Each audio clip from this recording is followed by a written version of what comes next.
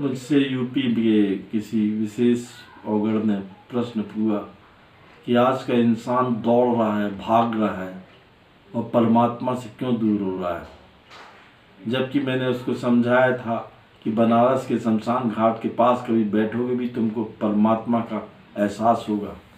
आदमी इसलिए परमात्मा से भाग रहा है क्योंकि वो स्वयं परमात्मा बन गया।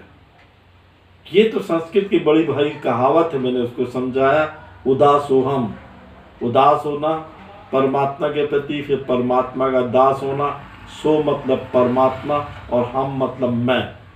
पहले उदास हो जाओ, फिर परमात्मा के दास हो जाओ, फिर उनको भूल के सो मतलब वो है और हम मतलब मैं, इसके साथ जुड़ जाओ। अहम ब्रह्मास्मि इज द थ्योरी ऑफ भगवान Buddha, Mahavir, Rajneesh and myself. आप उसको खोजो। तो हिंदुत्व तो कहता है कि परमात्मा का जो अंश है वो आत्मा है। यदि मैं गलत नहीं हूँ, हर एक धर्म के लोग कहते हैं जब आपके अंदर परमात्मा है तो आप पापी कैसे हो सकते हैं।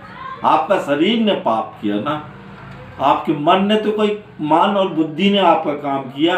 कृष्ण ने गीता में यही कहा है कि जो व्यक्ति परमात्मा के लीन हो जाता है, जब उसमें 100% उसका बिलीव हो जाता है तो मैं अपना काम उससे कराता हूँ। मतलब ये तो हुआ ना, ये शरीर गलत काम कर रहा है, आत्मा नहीं।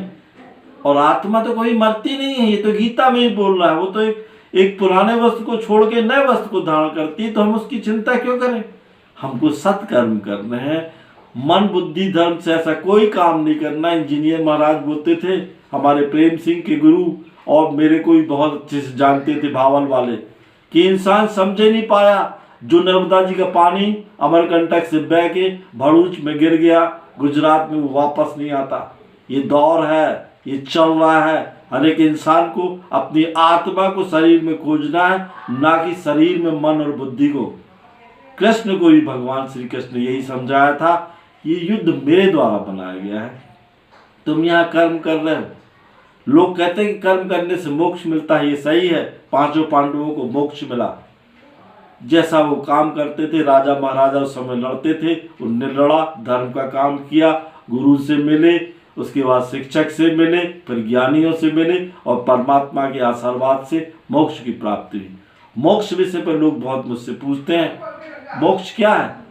मोक्ष एक वह निरंतर प्रक्रिया है जो जन्म जन्मांतर के बाद आत्मा को परम गति को प्राप्त होना और वो परमात्मा में लीन हो, इसके लिए हम पैदा हुए हैं, ना कि बिल्डिंग बनाने के लिए। हमने बिल्डिंग बना ली, हम बड़े खुश हो जाते हैं। हमारा लड़का IAS IPS हो गया, हम बड़े खुश हो जाते हैं। अच्छा खाना मिला, हम बड़े खुश हो जाते हैं। ये आत्मज्ञान की बात नहीं है। आत्मज्ञान ये कहता है कि परमात्मा को प्राप्त करने के लिए आत्मा को उससे जोड़ो। आपको बिजली के बटन को दबाओगे तब तो बिजली जलेगी, लाइट जलेगी। रोज उसको खोजो, अंदर खोजो, ब्रह्म मुहूर्त में खोजो। एक दिन परमात्मा का सानिध्य प्राप्त होगा और जिस दिन तुमको आत्मज्ञान की प्राप्त हो जाएगी, आत्मा शुद्ध हो जाएगी, तुमको उसी दिन मोक्ष मिल जाएगा। जय मां।